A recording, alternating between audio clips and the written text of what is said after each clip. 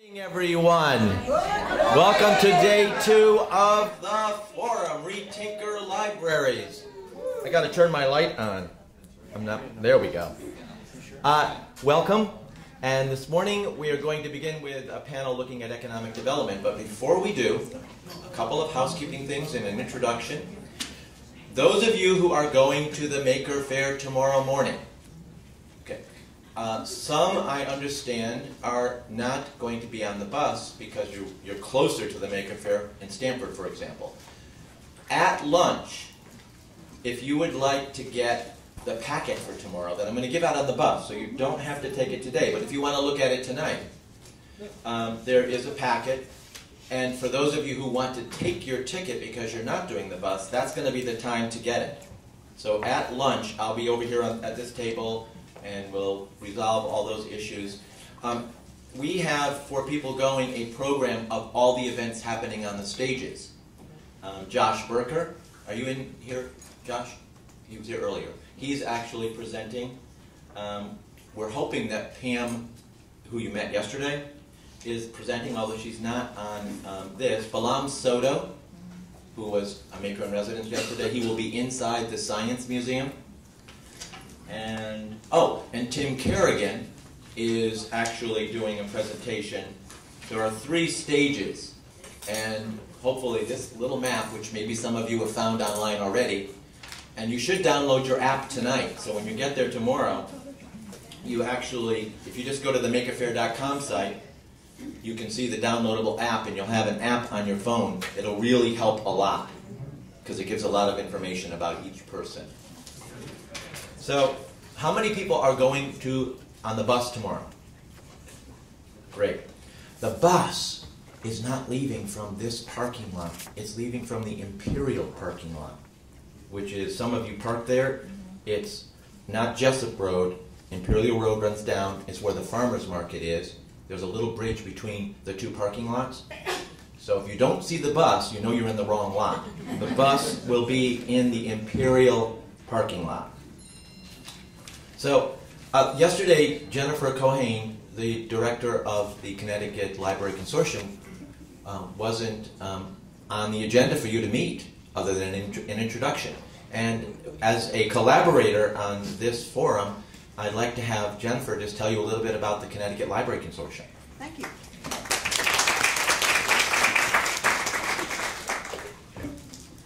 Well, thanks for having us.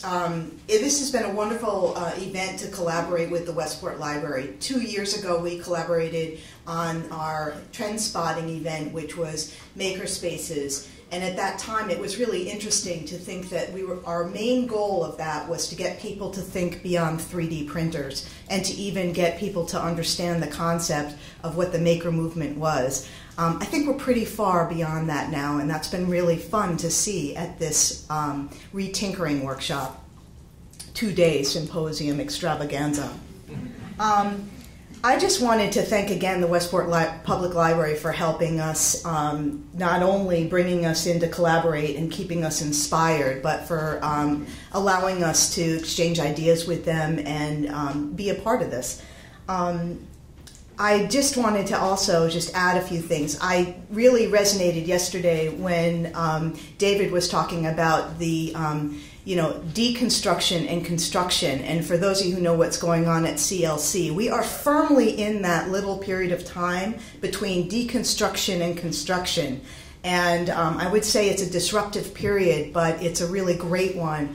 And we're excited about rebuilding and a stronger CLC to serve all of you. I wanted to remind you that there's some things we've initiated that are related to this program.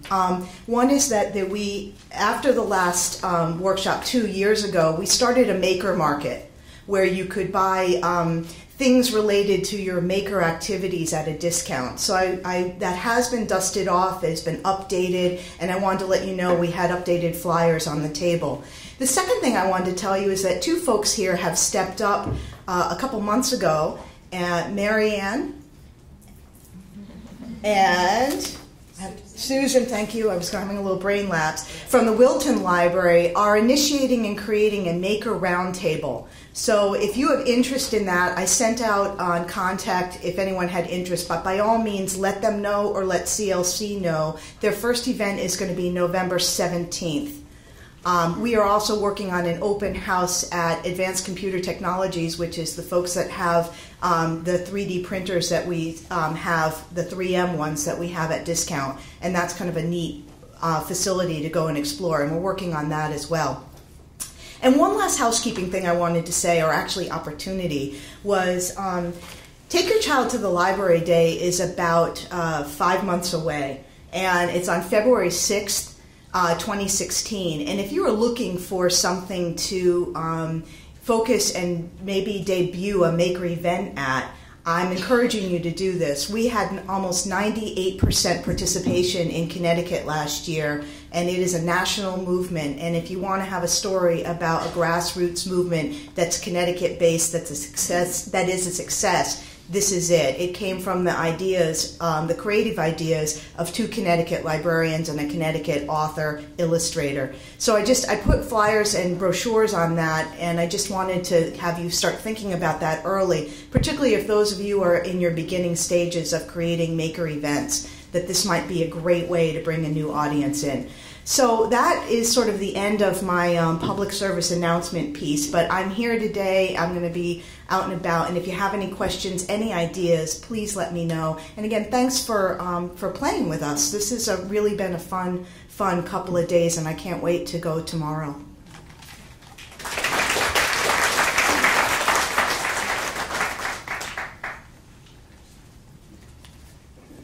Economic development. What does it have to do with making? Everything. And yet it's one of the hardest pieces, I think, to fit into schools. Even we know that it's about careers. We know it's about pointing kids in the right direction. We know it's about learning.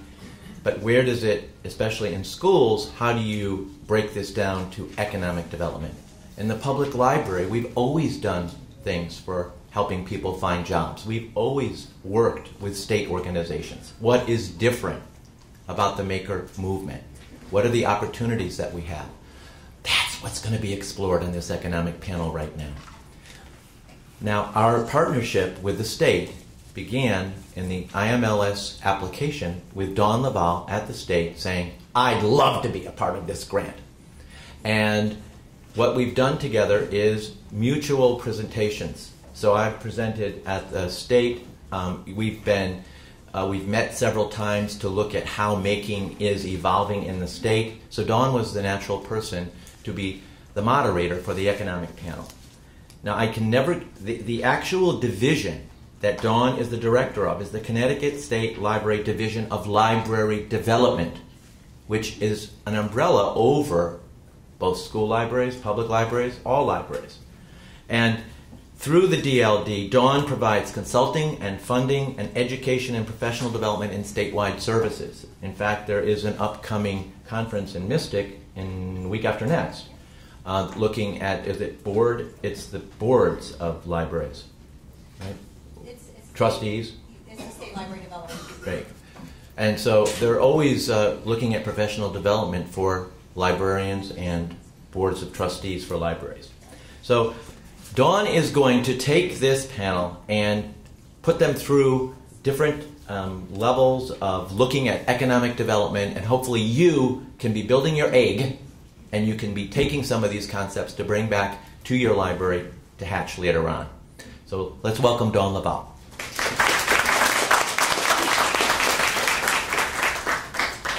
Let me give you the right program here.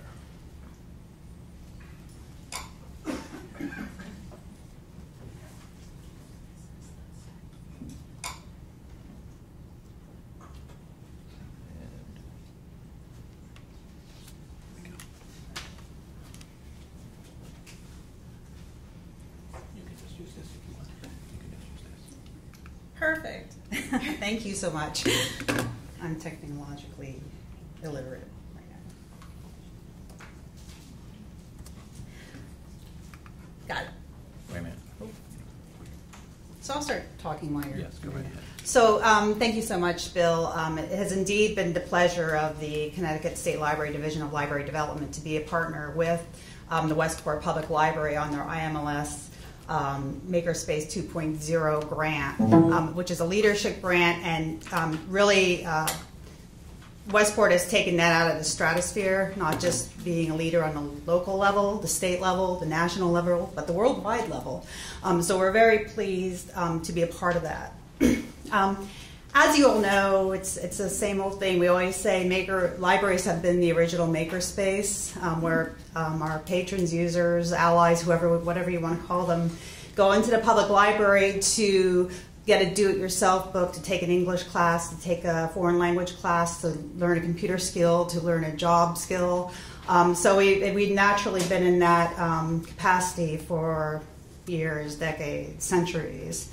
But also libraries have always contributed to the economic development of their communities. We see a lot of that when we do our return on investments. When a new person comes into the community, the first thing they look at is how vibrant is your public library, or do you have a public library? But I also want to mention too, and it's something the ALA Policy Institute and world leaders such as the Pope have brought to the attention of income inequality, which one of our speakers spoke to yesterday, that without addressing the issue of income inequality, you cannot address economic development. Because in order to have a vibrant economy in your community, you do have to have the incomes to support that economy. So one of the things we're doing at the statewide level is we're involved in the Aspen Institute, Re-envisioning Public Libraries.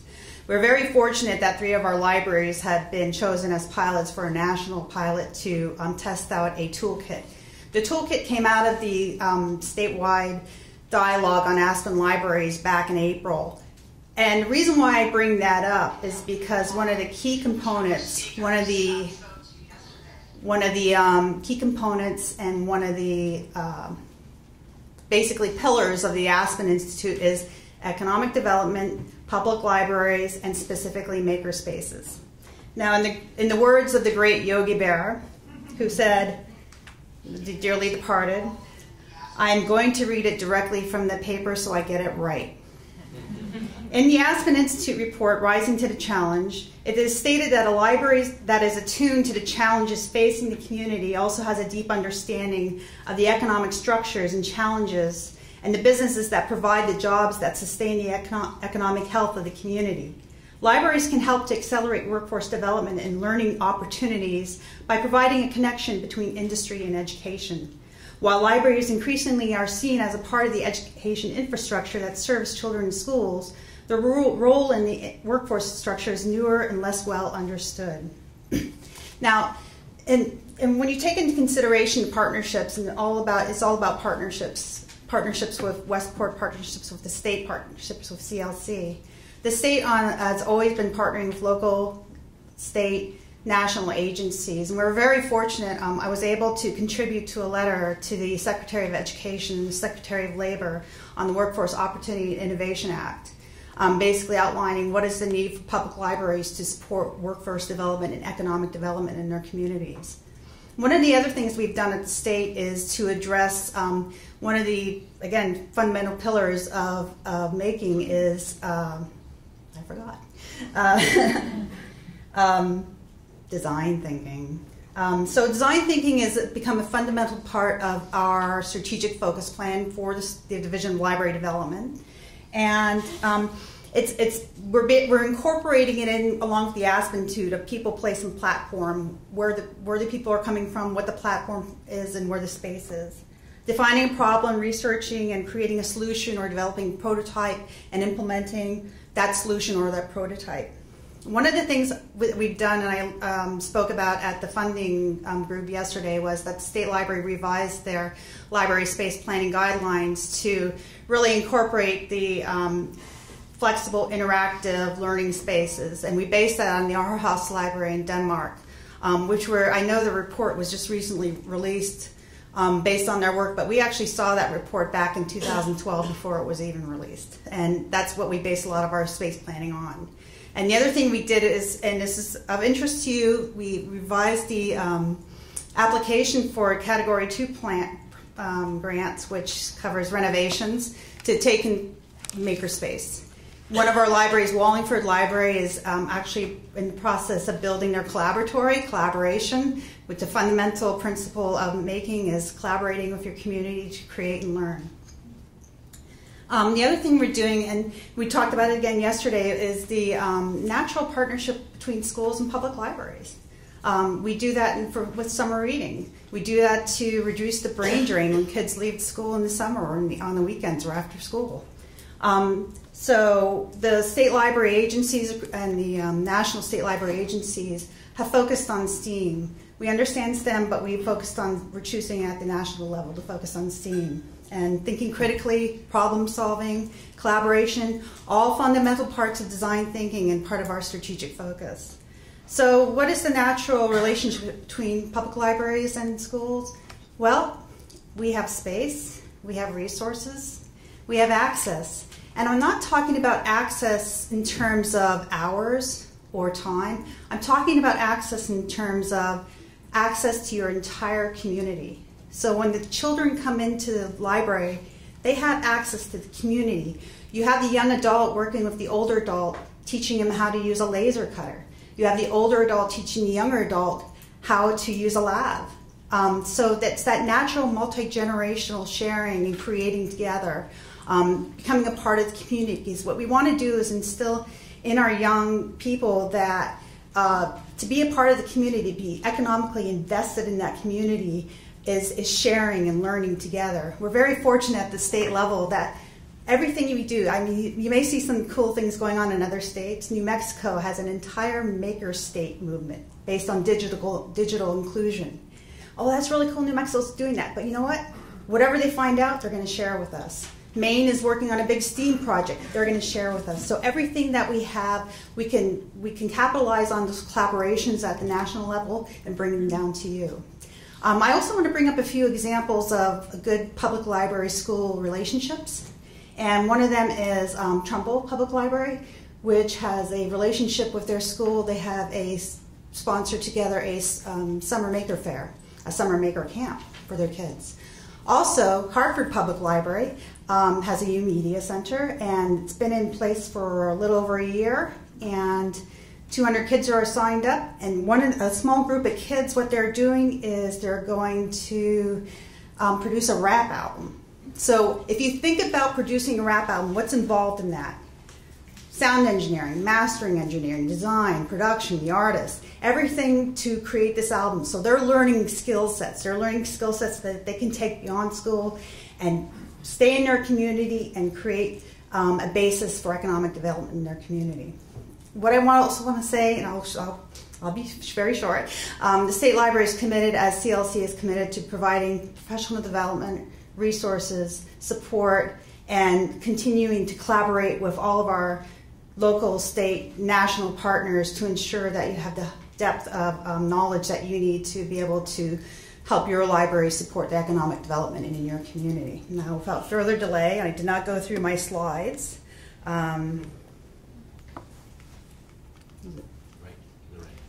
Oh, here we go. So that's community collaboration right there. Without further delay, I'm going to introduce our STEAM panel because they have far more interesting things to say than I do. We have Margie Freilich from the Westport Public Library. She's the business librarian. She's co-chair of the MakerSpace Committee, creator of the Inventor Series, and regularly works to help entrepreneurs and job seekers when they come into the library. We then have Janis Collins, who is co-founder and director of the Refinery, an accelerator for women entrepreneurs. She's the past maker in residence in the Westport Public Library, and now she's running the third session of the Refinery. And finally, last but not least, he gave me a pass on pronouncing his last name. So Mike Kay from Danbury, co-founder of the Danbury Hackerspace, works closely with the Mayor's Office of Economic Development and the Danbury Public Library.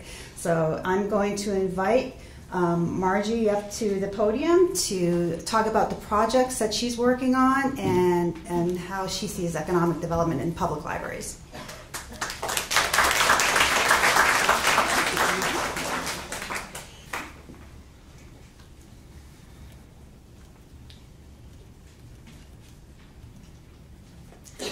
My full name is Margie Freilich-Den, just so you know.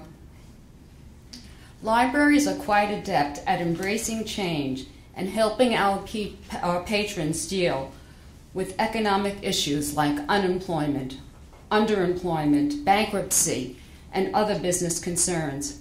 We have been helping entrepreneurs, job seekers, small business owners in traditional ways via research help, technical help, etc.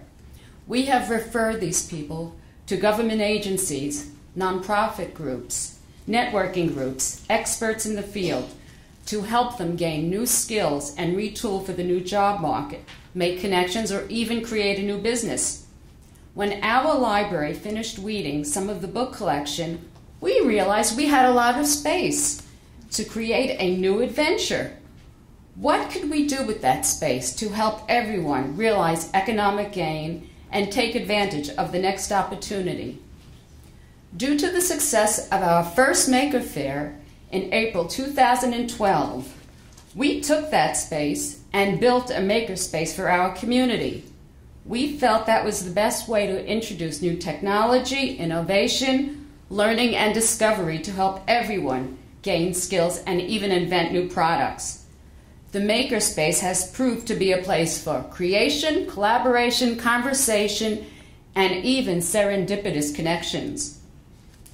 We had an inventor series of programs that dealt with various aspects of the inventing process. One of those programs featured representatives from the local innovation centers, the Inventors Association of Connecticut, as well as the Fairfield County Makers Guild.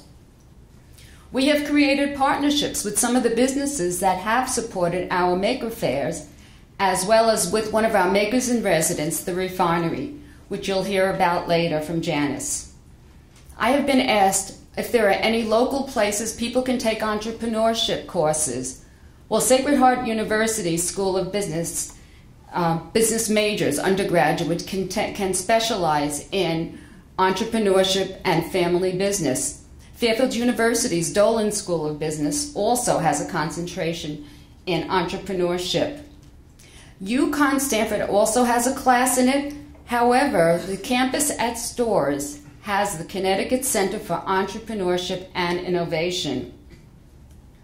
Before we received our IMLS grant, we had purchased MakerBot replicator 3D printers.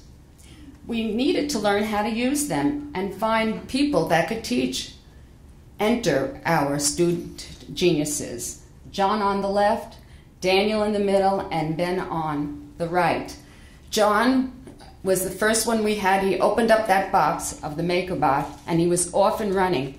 He was so good that Southbury Library asked him to go to their library and pay him to help set up their first 3D printer. He is now a sophomore at Lehigh as an engineering major. Daniel has been volunteering for over 2 years. He has served on the IMLS board and is helping people with the high-end U-Print printer from Stratasys, of which you have an example of their product. With the confidence that Daniel has gotten here from working here for 2 years, he had the nerve and was able to procure a part-time gig working for a Bitcoin company in San Francisco called Coinbase, where he does software engineering. He's now applying to colleges for, what else? Engineering. Ben was a volunteer in the MakerSpace. He taught 3D printing and also wrote our MakerSpace blog and edited it. He's now a sophomore at Georgetown, deciding between math and English. The Maker movement constantly reminds us about economic development, and similar to entrepreneurship, that it's okay to have an idea, try it out, fail, but try again. And you have to determine whether that idea is sustainable or not. Marcy Mariani was determined to learn how to use a 3D printer. and she was determined to create a headband. Now, if anybody has a daughter, you know how uncomfortable those plastic headbands are. They take them and throw them away. She wanted a headband to mimic the feeling of putting your eyeglasses on top of your head, not knowing they're there and forgetting about them. Well, after numerous attempts, she succeeded. Her product is called Squarely Alex and is being sold online and in our library store. How cool is that? You may have met sculptor and maker Chris Crow at yesterday's Maker Showcase. He not only sculpts and teaches it, but has also taught comic book illustration and comic book writing here at the library. He participated in our sleepover program, Maker Madness, for teens and adults. He taught amulet creation, mask making, and even helped the kids create a memorable video of that night. He has always commented on how the Library Connections have helped him, so that he will be teaching a class at the Silvermine Art School this fall. You can come see him in action here on October 10th for Star Wars Reads Day, where he will be making Star Wars characters.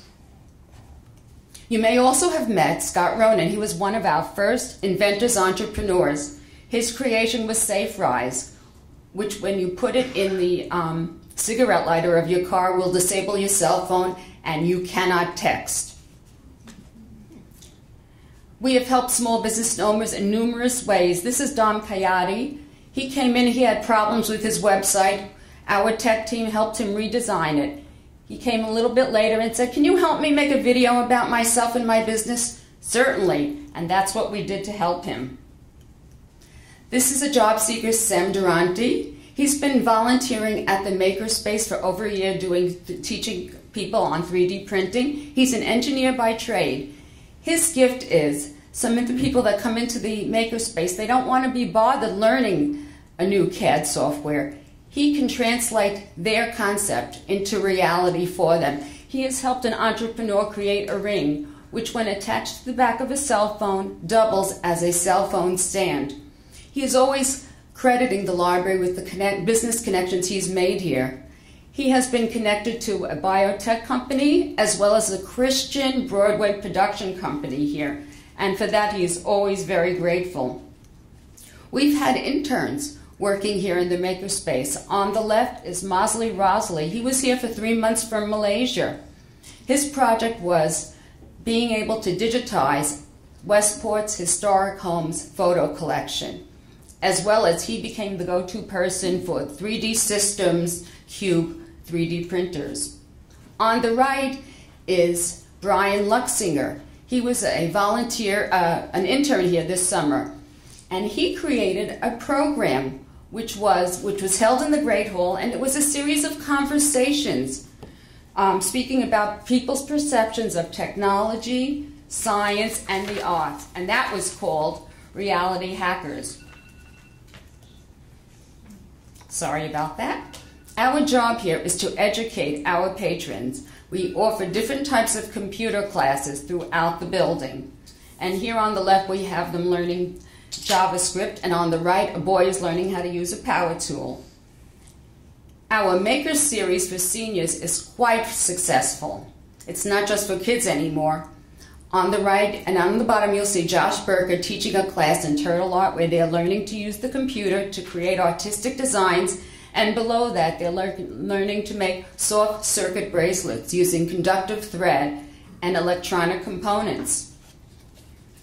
Our community wants to experience the next big thing following the 3D printers, so we are now teaching coding with our 2Now computers. The newest gadget we have, as some of you may have seen yesterday, is the Oculus Rift, which is a virtual reality headset that immerses you completely into a new world. When a local realtor heard about that, she got the brainstorm to be able to take her clients remotely using the Oculus Rift through these houses that she's trying to sell. So she's been working on that with one of our tech team people.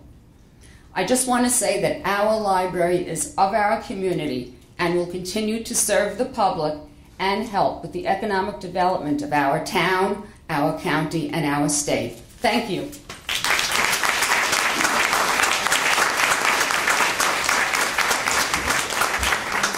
Thank you, Margie. I am not as animated as Bill is, but wow. What can you say? I just want to point out that key phrase up there, library as a platform for community. Platform, people, place. Collaboration, sharing, communication, partnerships. It all goes together. I'm very pleased to invite Mike up to the podium to talk about the MakerSpace. Oh, I'm sorry, Janis. I know you're in that order for a reason. So I'm very happy to welcome Janis up to the podium.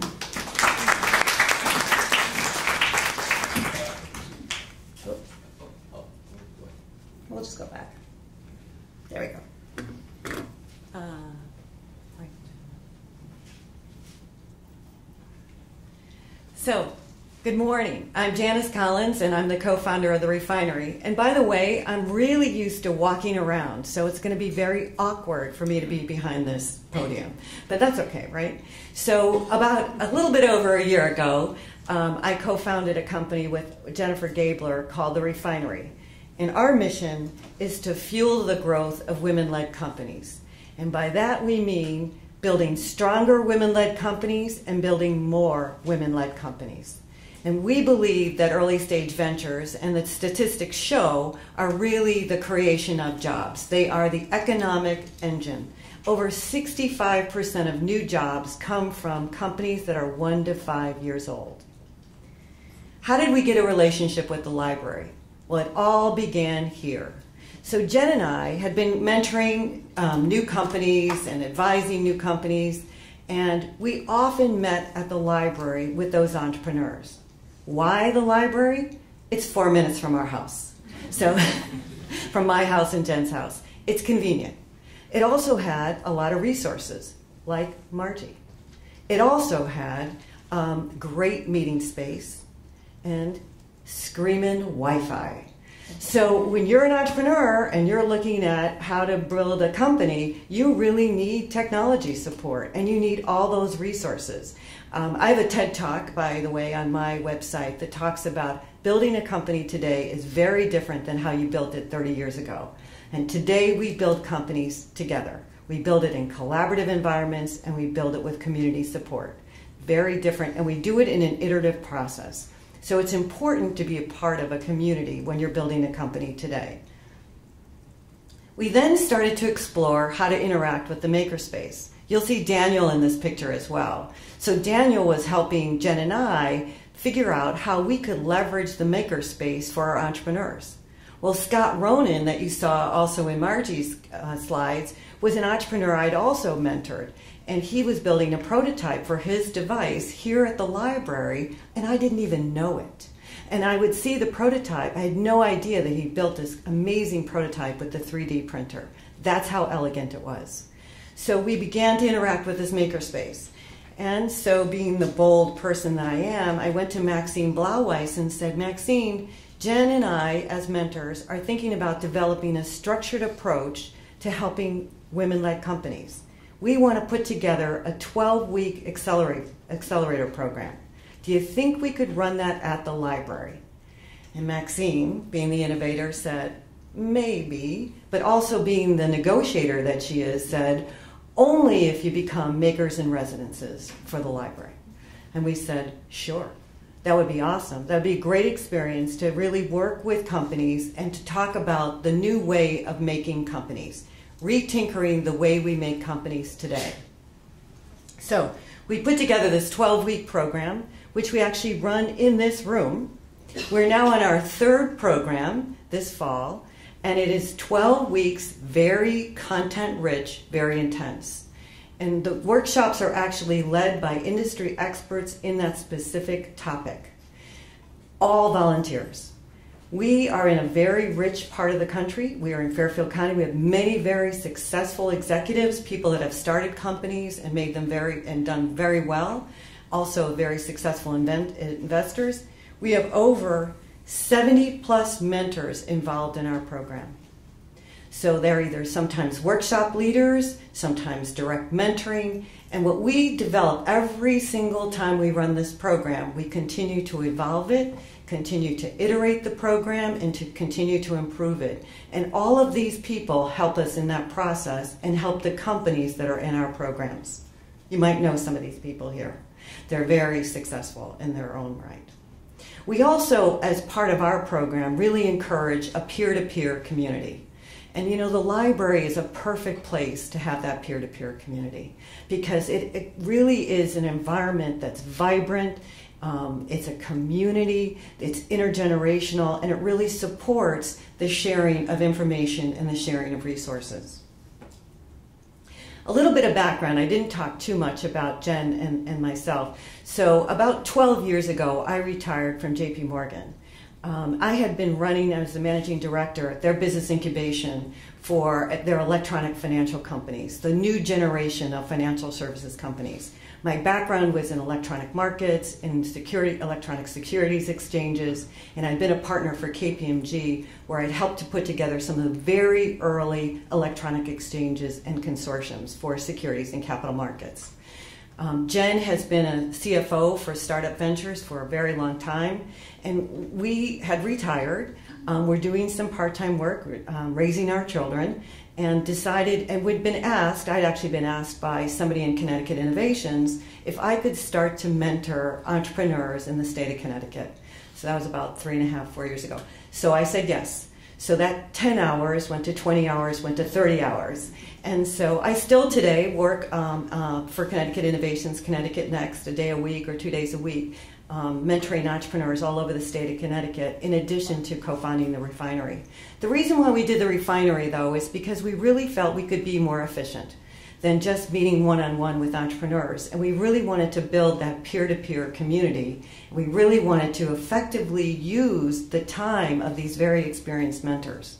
And one thing we've also learned in mentoring entrepreneurs over the time that we've done, it's very easy for a lot of people to give advice. It's very hard for entrepreneurs to navigate that. And if they have a structured program, it's much easier. So these are our companies. I want to tell you our results. So for the last 2 programs, we're in the middle of our 3rd. We've had 19 companies go in the program. We have 7 more now. They've raised $3 million in capital, and over 20 jobs have been created, new jobs. That doesn't count the ones that were created in the past several months. So why the library? Because it's this vibrant community, because it fosters innovation. It's an educational learning environment. It's perfect. It has reference materials and resources like Margie. It's also this incredible technology resource. There is no place else in Westport or around here that has the kind of technology support that this Westport Library has. And I know that because I work out of the Stanford Innovation Center sometimes, I work out of Bridgeport sometimes, and this is the best place for that technology support. So in my opinion, if you can generate an accelerator program or align or partner with one, it is a great use of your community. So thank you very much.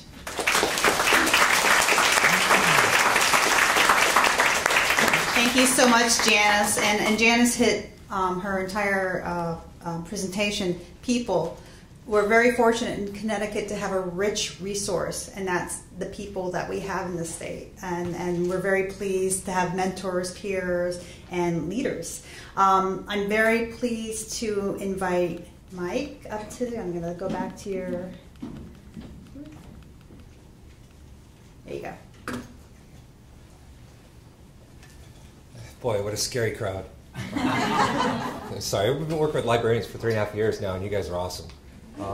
Not what I expected at all. It's not the shit people. You guys are pretty wild and crazy. So I'm a technology entrepreneur, so what the heck am I doing at a library? Well, it's kind of a funny story. We wanted to build a hackerspace, and I came off a startup in California, raised $15 million. It's not all the stuff you see in social network, etc. Actually, the VCs came in, there were restraining orders, lawsuits, and I just said forget it after 5 years. I wanted to do something for my community, and I stumbled across the Danbury Library. I'd been going there since a kid. It was just this crazy thing that happened. January 2012, we started the project. We wanted to create a hackerspace in Danbury. We were going to go rent warehouse space like a lot of the hackerspaces. And we were in the library, and we heard that they were kicking a bank out. So this is the building attached to the library. There are, to the right of us is the library. There's a bridge. Aurelio, who's in the audience, actually works above me. There's a technology center upstairs. So the downstairs is 3,500 square feet. And anyway, so January 2012, we had the idea. February, bump into the mayor. The mayor goes, I said, hey, we're starting a hackerspace. He knew what they were. There were only 300 around the world. It's 3.5 years ago. He said, I'm in. By March, we had the building. In November 2012, the voters approved $550,000 to renovate it into a hackerspace. We lease it from the city for $1 per year. Okay? But we're a partnership. We really see there's no walls. Aurelio was hired, brought on board. Put your hand up, because I'm going to call you out a couple times. Aurelio was hired by the library to be our liaison. We don't care who pays who or who works for what. We work together so closely. But anyway, so we're actually in the library complex. Okay? And I'm going to talk fast because there's a lot to go over. So if you don't get something, ask me later. We're a mashup of 2 different things that are happening in the state. There are 9 co-working spaces in Fairfield County alone. Okay? And I worked from home for 11 years. I worked for startups, but I worked for a California company. I wanted this for me. These entrepreneurs are out there. They're looking for a space to do it, and the library is the perfect place for it. And a hackerspace, we have a real shop. If you come to Danbury, you'll see we have real tools, things that can kill someone, okay? It's kind of actually scary. I'm the one responsible for assurance, you can tell. So it's a collaboration. It's a true partnership. We work very closely with the city. Our board consists of the economic development director. He's our babysitter, so we don't get into trouble. We have some local entrepreneurs on the board. We are a nonprofit, and the reason we did this is we wanted to give back to the community, and we didn't want anybody to gain from it. And we wanted something that would last a long time. But we're trying to be a self-sustaining nonprofit, and we're getting very close to that, covering our overhead. We're part of CT Next, as Janis is. We love CT Next. You got to understand what the state's trying to do. We suck at startups. Connecticut is awful, okay? But there's a bunch of people, entrepreneurs on the ground, that are building the CT Next program. And it's a great group of people, just an incredible group of people that either work for the state or volunteer. We're really trying to turn this around. We have sponsors. That may be something new for you guys. You guys are used to the grant process. Grant writing sucks. It really does. So we've gone out and we've got sponsors, local businesses, as you'll see. We have 24/7 access. We actually have city badges. Okay, so people can come and go. I have someone that probably left at 4 in the morning the other night. Okay, a young entrepreneur, he's building a company. So we are an economic development center. We're the Danbury Hackerspace, but the innovation center includes SCORE. The mayor wanted SCORE out of his office, and so basically SCORE has an office in the building. 1 day a week we get Nelson Merchant from the SBDC. They're actually in the library complex. People that own pizza parlors actually walk in and go, I'm struggling, what do? I don't know pizza parlors. We send them to SCORE, we send them to the SBDC. It's one-stop shopping, and we're facing Main Street. We're right on the front. What else? We have a prototyping shop. We have real tools. They're finally pulling 220. You guys know how fast cities move. When the 220 comes in, we're bringing a Bridgeport mill. These are used on battleships. You can make anything with this. Okay? And these were donated by local companies. So this is what space looks like. We modeled it after hackerspaces all over the country, notably Resistor in New York. When I went there at night, there would be people sitting around knitting, blogging. You guys know from Westport, it's the craziest group of people. And we have a very small program room that we can turn into a conference room. We have a very small co-working space on purpose because we saw some of the spaces that were really huge and there's one person. So people work all over the space. And we're all past 3D printers, right? I mean, the badges are awesome, but there's much more to making than 3D printers. Okay, and so this is probably the next edition you should be considering. We have people coming from as far away as Weston to use the CNC. It's one of the few you can get access to. And our guys are building actually a much larger CNC. It's a ShopBot, it's about $7,000, and it's the most amazing machine. We're additive manufacturing, we build things up. This cuts things away, and it's something different. So we're first year in. It took them a couple years to get us a building. We did meetups during that time, built a community. We got $100K in funding for a Danbury company. They fired a Ukrainian development team, brought us 7 jobs to Danbury. Okay? At one of our first meetups, it was the coolest thing to watch, is you sit back and watch, and these people meet. Next thing I know, $60,000 of business in one of our very first meetups between 2 companies that met there. And it's constantly happening. It's such a bizarre collaborative environment that a professor at Western Connecticut State University is studying the creative collisions that are happening.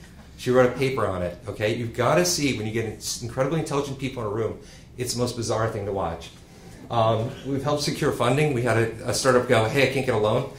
Community mutual banks invest in people. So I walked down the street to a $1 billion bank, and the CEO's office, she's one of our sponsors. Sponsors are key.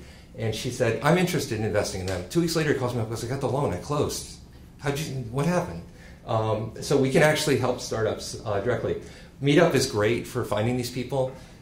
Entrepreneurs are looking to build these communities because I'll tell you, being an entrepreneur is sort of like being a librarian. And I mean this in the best possible way. It's a mental illness, okay? All right? I'm serious. Being an entrepreneur, my wife thinks I'm insane. I have 2 startups going right now. This is one of them, my first nonprofit. It's crazy. These people are looking to build a community. They want to find people like themselves. Sort of like you guys like hanging out with each other. Entrepreneurs are the same way. So I'm going to talk a little bit about building community. We ran a bunch of kid events. I have kids. This is part of my motivation. I want them surrounded by these crazy entrepreneurs and makers. Our third, we're calling it Mad Hackers. It's Maker Fair. We're friendly with Make, but we'll be this month. We ran a Maker Camp this summer. We got a sponsor for it. We had 27 kids go through it. Really, I was key to that. We have a Science Center program. Connecticut Science Center is going to be rolling out a program to different libraries. The kids were paid internships, high school kids. They built a quadcopter and some other stuff. We run Kid Hackerspace Saturdays, but it's not our wheelhouse. The library is much better at handling kids, and we've got this economic development mission. But kids are really key to it. And I see it as a marketing ploy because the kids come in, and the parents are the geeky parents that understand this. So for me, it's finding members and entrepreneurs. So building a tech community. This is what I want to talk about because this is really crucial. You guys have an opportunity to be the economic hub of your town. Get SCORE in your space. Get them in to do workshops. Find the SBDC guy. Find anybody doing economic development, like the guy in your city that's supposed to do that.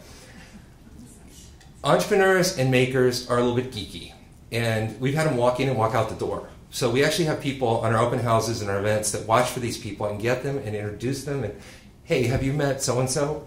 It's got to be a collaborative community. We're staffed a lot by volunteers. Volunteers are really crucial. These people have come out of the woodwork. We have a toy designer who loves helping people. We have guy owns a machine shop. We can't get rid of the guy. Okay? He loves the community. Service providers are awesome. We have 6 intellectual property law firms that are working with us. 2 minutes? Okay, I'll go quick.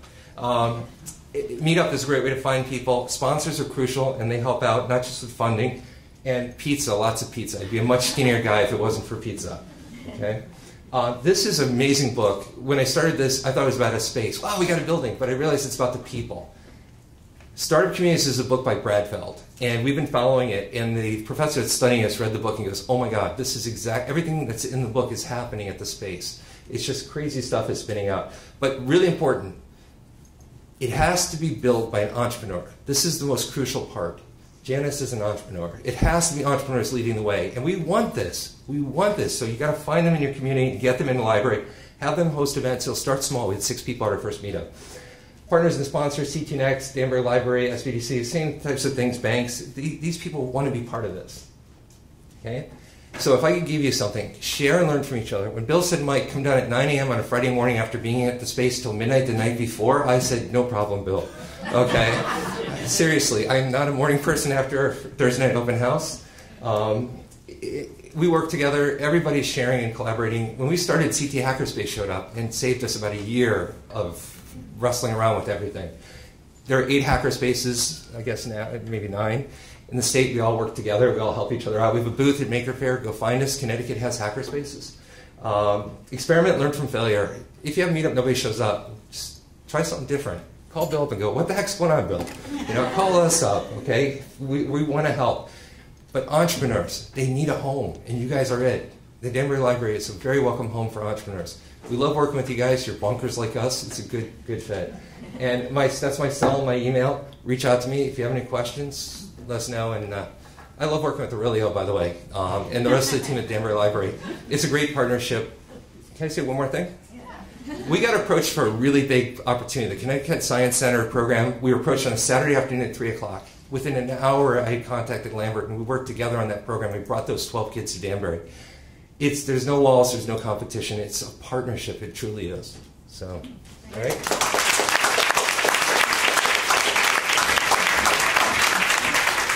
Thank you, Mike, for telling it like it is. And that key word there is share. We can move forward as an entire state, as an entire nation, by sharing and contributing to the economic development of not just our state, but the entire country. So we're going to open up the panel to questions. Okay, we have one in the back. Mike? Me? No. How many women do you see taking advantage of your services? That's a great question. I live with 3 women. I have a wife and 2 daughters, so this is a crucial one. I want to expand that to people of color. Okay, I think this is. I come from the California tech scene and New York tech scene, 11 years, 5 in California, 6 in New York. And if you go to a tech conference, you open your notebook, you look out when you're going to speak, and it's a sea of old white guys or young white guys. Okay, it's awful. We have a ton of women that are involved with the space, and we got to get them down to the refinery. Okay, one is Kelly Johnson, came from Intel, didn't think she could start a startup in Connecticut. She found resources, she's totally plugged into the state. So I don't know the mix, I'll have to add it up, but we have a number, I'd say probably about 1/3 women now. And we've been really working towards improving that. And the diversity is great too. The next part of this question is for both you and Janis. How do we extend those opportunities to women if we see in a school system, for instance, that they're not really participating in technology opportunities? I'm not a woman, so I can. But it's partly in your wheelhouse as well, because you're providing a lot of resources, so it's really for both of you. So what's your question? So how to get more women? Right. You know, that's what our program is all about, which is building confidence. So what we know, I started myself as 16 years old programming in an experimental STEM program in Chicago, Illinois, with the University of Illinois. So I am one of the oldest technologists on the planet, and worked early in my career. I started my own company, which was to help other high-tech startups get off the ground faster and more successfully, working with venture capital firms in New York City. Because of my technology background, all of my colleagues were starting some of the software and hardware companies that we have as the foundation of today. So anyway, I think what we need is more programs that teach women how to build companies and how to have the confidence in leadership to build those companies, and also to build a network and connections. It's all about connections. And so, you know, the combination of makerspaces but structured programs are really important for women-led companies. We're one of 50 top resources in the country for women-led companies. And, you know, that happened overnight for us, but I think the demand is huge for women to go and do these kinds of things. Just to build on that question, do you have any suggestions on how to network and identify young women especially? This past year we did a program that focused on trying to introduce engineering concepts to young girls specifically. We didn't limit it just to girls, but there's a real issue in trying to reach them in a school system as a public library. So do you have any suggestions on how to find those young women, especially women of color, which in more urban areas we have a lot of? You know, so I'm a big fan of competitions and so business plan competitions, technology competitions, and where there are prizes and where there's recognition and where there's acknowledgement. Because I think our youth of today is driven that way. And so all of the studies I've seen, the most impactful programs have some kind of competitive element to it, where there's an award for it.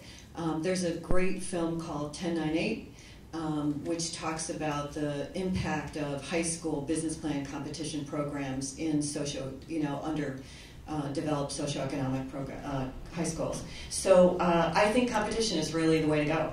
And it's not about trying to make it pretty. It's not trying to make technology, colorful because women like color. That's ridiculous. So it's about making it interesting and competitive that they want to win something. Can I say something? Hi. Have you worked with Girls Who Code? I was just about to say that. I have 2 girls. One of my daughters is a programmer. She's not going to turn into one, but she's done a lot of programming and soldering and that sort of thing. I think Girls Who Code is a great idea for that. We're looking at that program, but there's only so many things we can do. It's on our wish list. So. We have not yet worked with Girls with Code. We have people that know them. We are working with a group in Boston called She Geeks Out, which is a technology of young women in Boston. I also want to say our teen librarian, Janis, sure has coding classes for girls, and they are well subscribed. I just wanted to add, Ed is our young adult librarian at Greenwich Library, and he has a coding class that's led by a girl. She came to us and she attracted other girls into that program. We didn't go out and find her. She was interested in doing this thing, and so she went to a place where she could do it, which was the library. Right. You know, as being an early, there weren't any women doing it when I was doing it. And you know, it didn't matter because I delivered. And so all of the companies that I worked for in my early stages were just, you know, it didn't matter that I was a woman. They just wanted what I was doing. So. Are there any other questions?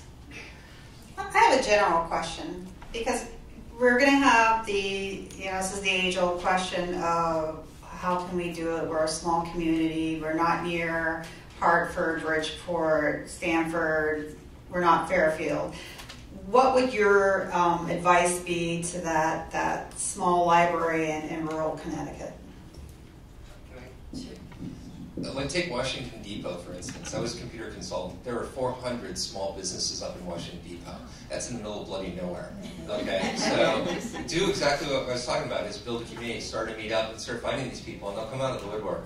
People live in Connecticut because they are crazy and they are entrepreneurs, but they're all in the woods, so you've got to find them.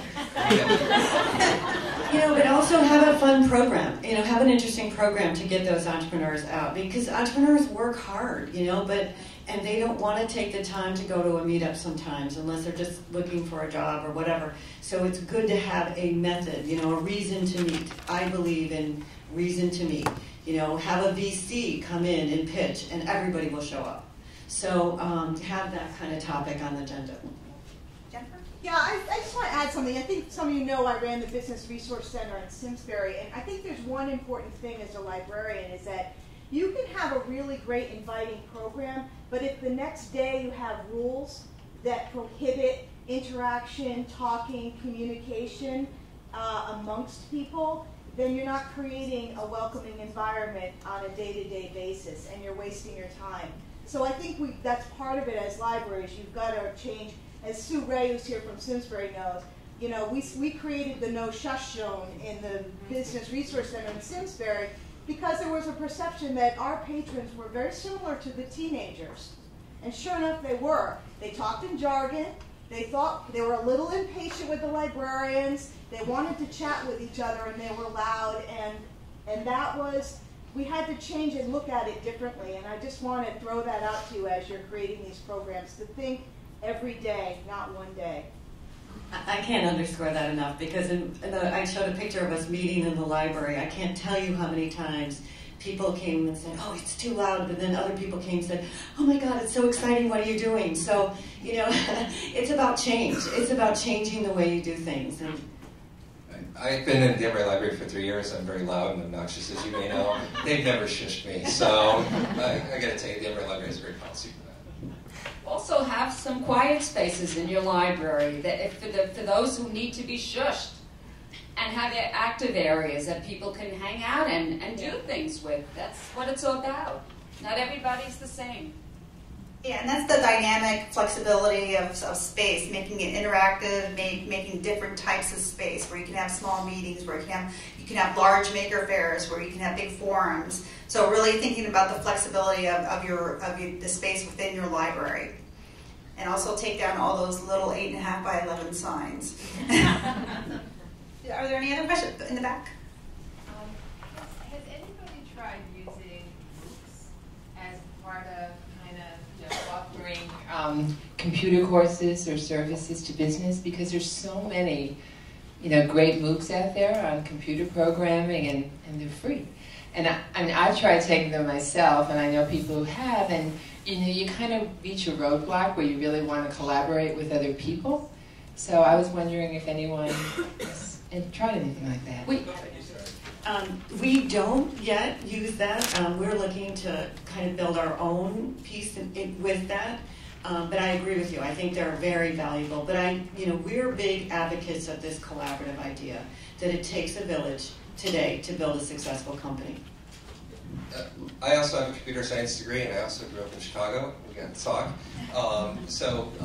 One of the biggest problems in learning computer science, and this is something that is really, really fundamental, is there are these walls, okay, conceptual walls. So the reason why distance-based education fails, Udemy, all these are $10 courses, is because people hit a wall at some point. Okay, so we've been fostering a group called Danbury.io, and it's a developer group. There's New Haven.io, there's probably Stanford. These developers want to get together, and they want someone they can call when they hit that wall. So distance-based education is great, sitting there watching a video, but ultimately you hit something, a conceptual wall, and that you got to be together with people. You have someone, coding partner or people that you can call on. So it's great. It's awesome. There's so many free $10 free courses. The problem is you need an instructor. So the failure rates are high as 90%, I've heard, in a lot of those courses, because someone hits a wall, they get stuck. So you guys have a huge opportunity here. Yeah, and I just want to underscore, there is no better place in the community to do this than the library. You have everything going for you. And what we need as communities for economic development is right here in everybody's library. Can I say one thing in closing? The 3D printers are the gateway drug to getting people into the space, okay? I'm serious, all right? It's really cool, people come in for that, but you gotta hit them up with all the other stuff you do. The kids programming is great, we've got some of our members from that. There's so many things you can offer, and if you're not talking to the business, Everytown is an economic development person. They really are struggling with how to do this, and there's no reason why you guys can't be part of that. Okay, SCORE would love to have a more public space. Ours was hidden in the conference room. Okay, you got these opportunities now. You're becoming a community center. That's really what you guys are. I think you guys all realize that. And you got this huge opportunity ahead of you. So take advantage of it. Find the entrepreneurs. Let them run the program. They're looking for a home. That's what we did here with the refinery. Yes. They do it all. One thing I also wanted to mention that we did with the MakerSpace that I think is also really cool is we ran some focus groups there, because it was the one place we could really do intergenerational input. And for new companies that are really to test products and to iterate and test prototypes, it was perfect. And so entrepreneurs from even New Haven and Hartford were coming here to take advantage of that. So it's a great opportunity. So in conclusion, there are crazy people in Connecticut. A lot of them are librarians and take advantage of it. Thank you very much to our esteemed panel.